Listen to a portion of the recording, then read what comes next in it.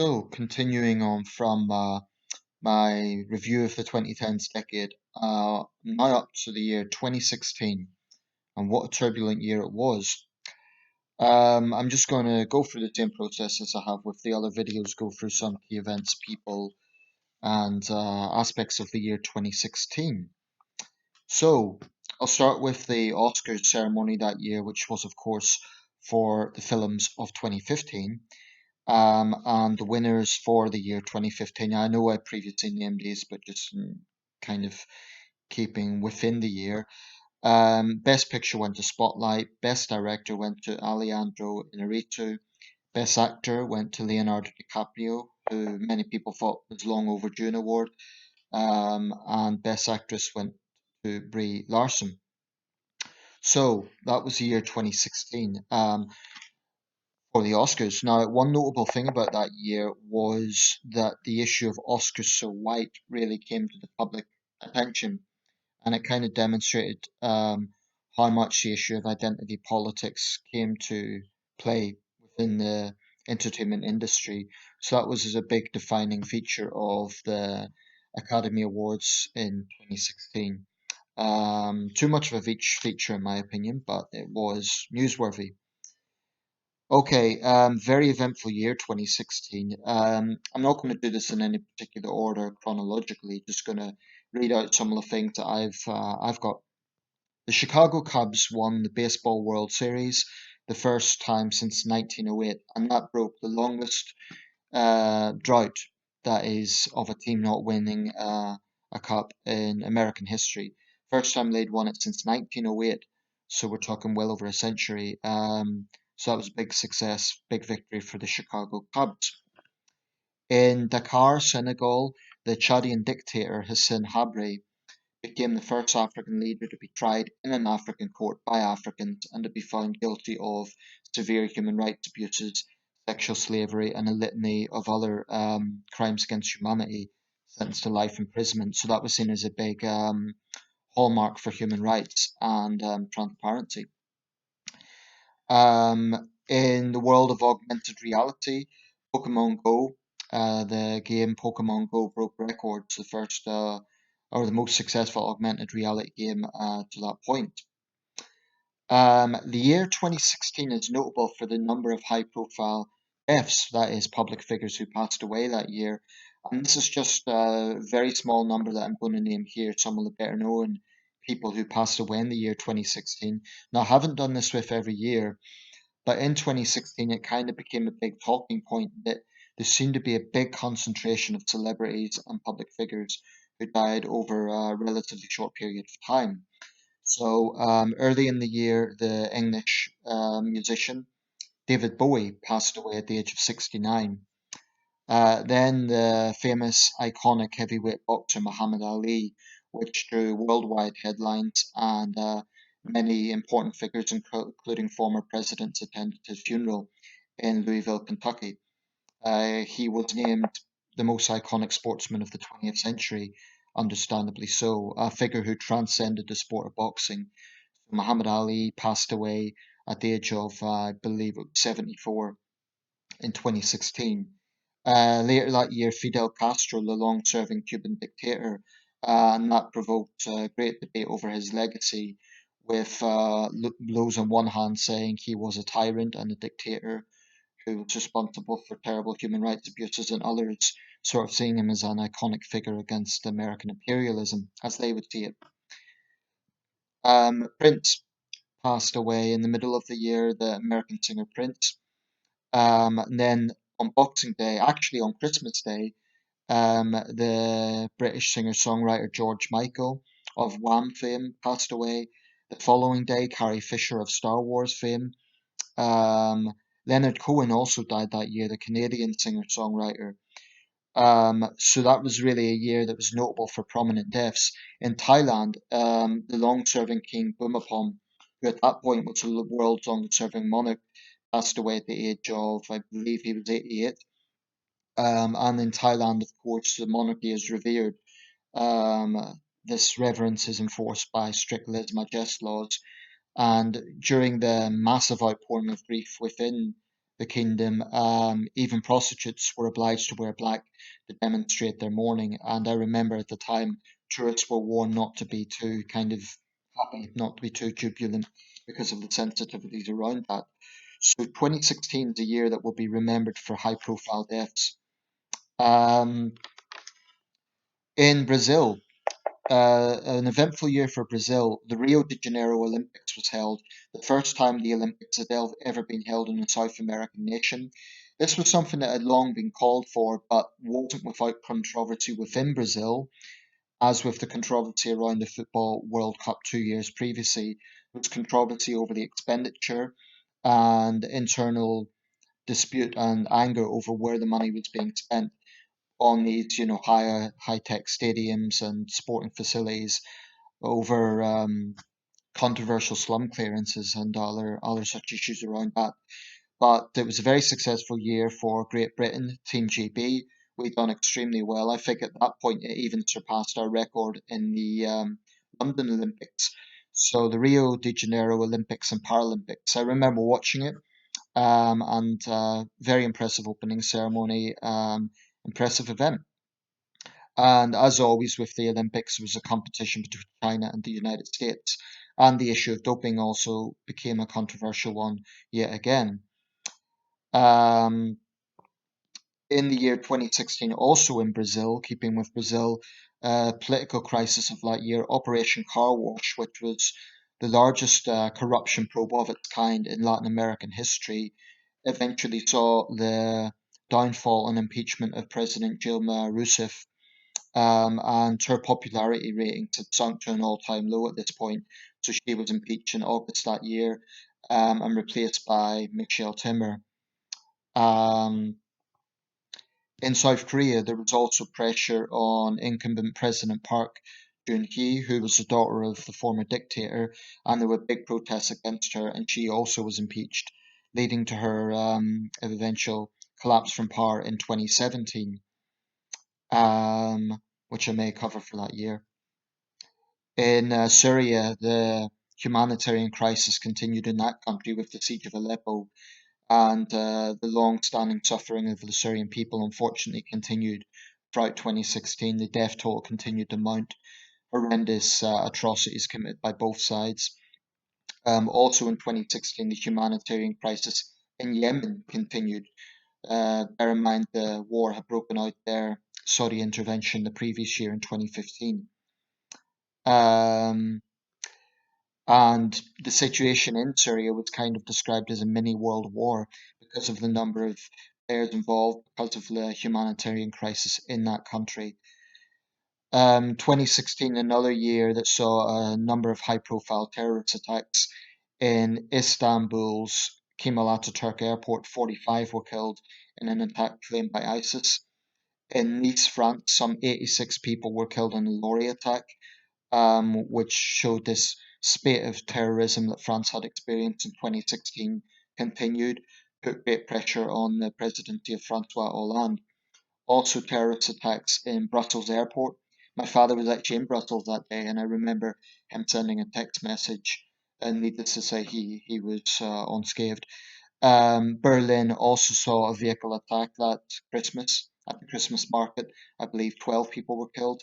Um, and this kind of opened up concerns about the new methods that these terrorist groups were taking, particularly focused on vehicle attacks.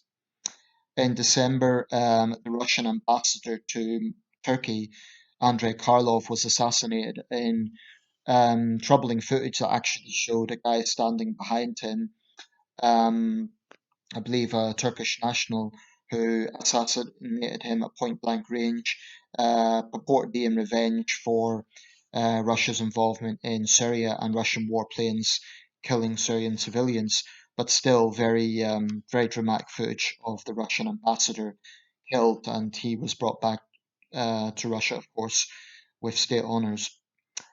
Another dramatic event for Russia that year was the crash of the airline, the Tupolev 154, with some 92 people on board crash in the Black Sea. This included the entire Alexandrov ensemble. So that was sort of a national tragedy for the Russian Federation, even in a country that sees many aviation disasters, that one particularly hit home, I think. Um, and another aviation disaster that particularly impacted its host nation was in Colombia. Some 71 members of the Chapecoense squad, the Colombian national squad, died in an aviation disaster on La Mia Flight 2933 in the Colombian mountains. So they were two notable aviation disasters of the year 2016. Now, how can we overlook 2016 without overlooking the American presidential race? Probably the most talked about, most hyped up, and most bitterly fought American presidential race, certainly in modern times, and certainly the most expensive. The two candidates ended up The two nominees, of course, ended up being former First Lady Hillary Clinton and Donald Trump, neither of whom needs any introduction, of course. But this election was such that even the primaries were very newsworthy in themselves. Um, Both sides had some fairly bitter disputes, internal party disputes. On the Democratic side, between Hillary Clinton and Bernie Sanders supporters and others, but particularly on the Republican side, between Donald Trump and supporters of Ted Cruz and Jeb Bush, John Kasich, um, Ben Carson. And one of the notable things I think about the Republican races was the polarization of Donald Trump. And yet he defined that and, of course, went on to be the nominee. But this ended up in some pretty heated disputes, no shows, a feud with the Fox anchor woman, Megyn Kelly, and it, it saw a period when politics went to an all-time gutter, really, in terms of the rhetoric, in terms of the vitriol that was spewed. So I think 2016 will be remembered as a particularly partisan year. I mean, one could argue every American race is partisan on some level, but 2016 really went to new levels in that regard. During the election itself, there was a lot of focus on the Clinton emails. This was used robustly by the Trump campaign. On the other hand, the Clinton campaign pointed to Donald Trump as a character, not least his Access Hollywood, the controversial tape in which he reportedly joked about grabbing women by the pussy. None of this stuff needs an introduction, but I'm just kind of rounding it up. And of course, his purported racism. That's not me saying he's a racist, just his purported racism, which was the Democratic charge. Trump, of course, won the Electoral College vote, but not the popular vote. Hillary Clinton became, I believe, only the third candidate to win the popular vote, but not the Electoral College vote. In fact, she got something like 3 million more votes than Trump. But he won the Electoral College race and subsequently was named as the 45th American president. There was unrest on that announcement, and the race as a whole really showed the culture wars clash in the United States, and there were some pretty ugly scenes at Trump rallies, some at Clinton rallies, but particularly at Trump rallies, um, including even one purported attempted assassination. A young British guy supposedly tried to assassinate Trump. So this was a particularly turbulent election year, more so than usual. And I suspect this year, incidentally, is going to be just as robust. Um, so, like I say, Donald Trump had a victory and there were anti Trump protests. Trump became the oldest American president and also by far the richest American president, although his exact wealth has been a matter of debate. In Britain was, of course, the EU referendum, and the Leave campaign was victorious um, with 17.4 million votes.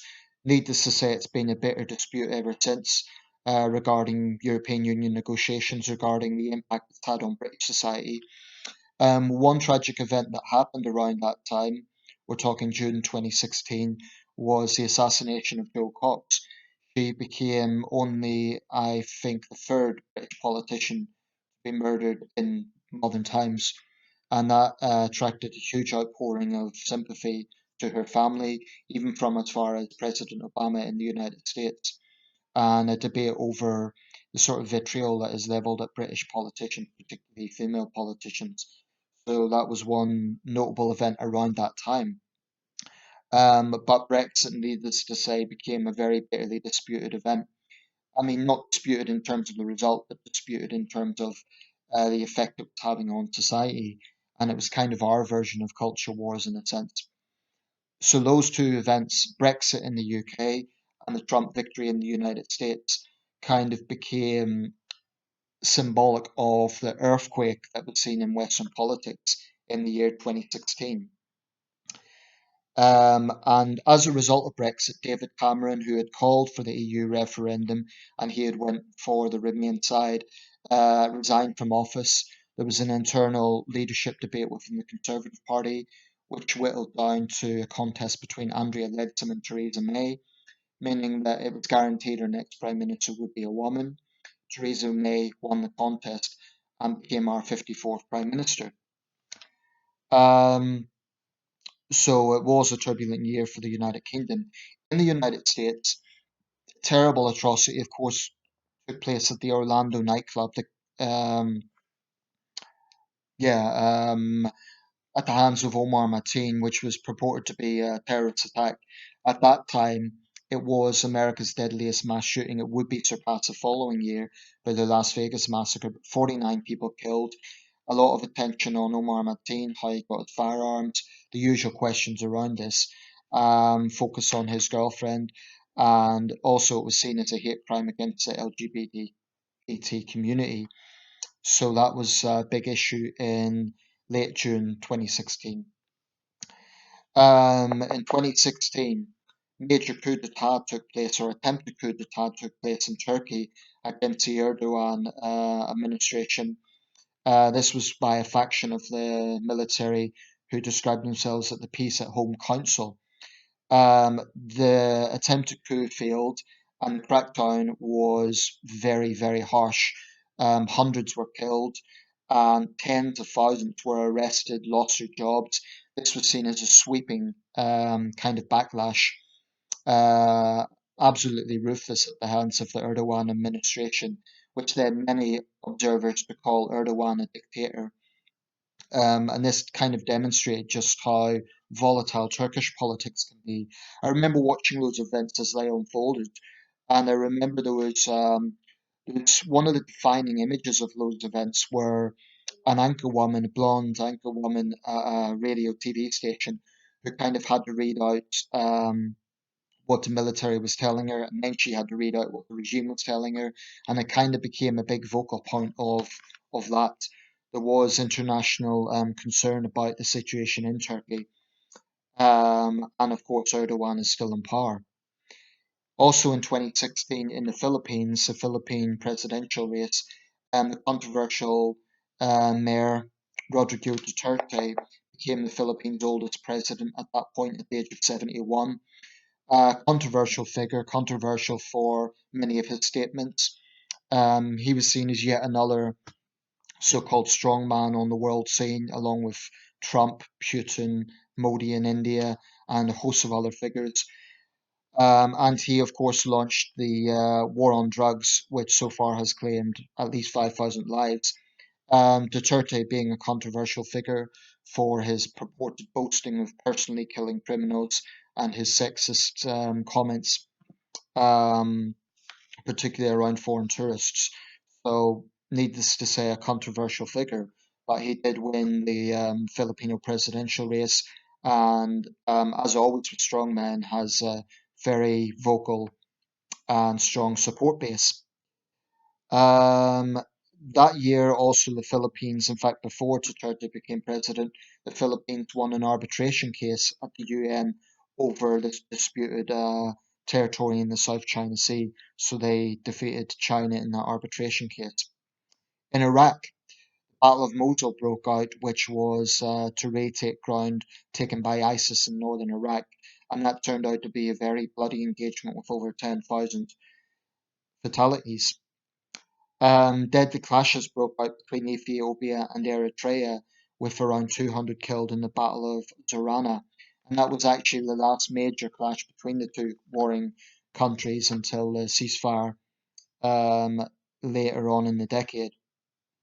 In Colombia, President Juan Manuel Santos won the Nobel Peace Prize for that year, partly because of his efforts in securing peace in a country that had seen very little for decades. This was a revised peace deal with the Revolutionary Armed Forces of Colombia. The Panama Papers scandal took place throughout 2016, and that became a big issue around world leaders and corruption. The Zika virus was announced by the World Health Organization, particularly affecting Latin American countries.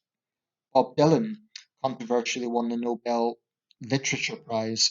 Many questioned why a musician should win that. In Nagorno-Karabakh in the Caucasus, war broke out between, well, rather deadly clashes broke out between Armenia and Azerbaijan, two bitter enemies, and hundreds were killed, showing that that was a volatile region still. In Italy, a major earthquake broke out, killing 299. Also, a major earthquake that year in Ecuador, with some 668 fatalities. NASA launched the Juno project, which was to probe activity around the planet Jupiter. Um, let's see. Trying to see if there's anything else I can cover. Trying to be as trying to fit in as much as possible. North Korea conducted its fifth and at that point largest nuclear test to date, which provoked worldwide condemnation, particularly from South Korea, and as always with the Korean Peninsula, fears of all out war. Um, okay, I'll just add a few other events for the year 2016. Like I say, this was a very turbulent year, so I can't include absolutely everything. A total solar eclipse was visible that year from Indonesia. On February the 12th, Pope Francis and Patriarch Kirill signed an ecumenical declaration, which was the first such meeting between leaders of the Catholic and Russian Orthodox churches since the schism in 1054.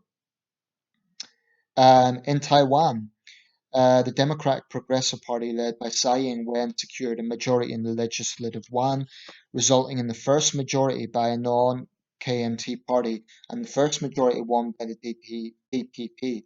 Tsai Ing-wen became the 14th president of Taiwan and also the first female leader for a Chinese state. And that was hailed as a major progress for democracy. The International Criminal Court found Congolese Vice President Jean-Pierre Bemba guilty of war crimes and crimes against humanity, the first time the ICC convicted someone of sexual violence. President Obama visited Cuba, marking the first time a sitting US president has visited the island nation since Calvin Coolidge back in 1928. Um, I'm going to try and round this up soon. The Gotthard Base Tunnel, the world's longest and deepest railway tunnel, is opened following 2 decades of construction work, and that was opened in the Alps in Switzerland.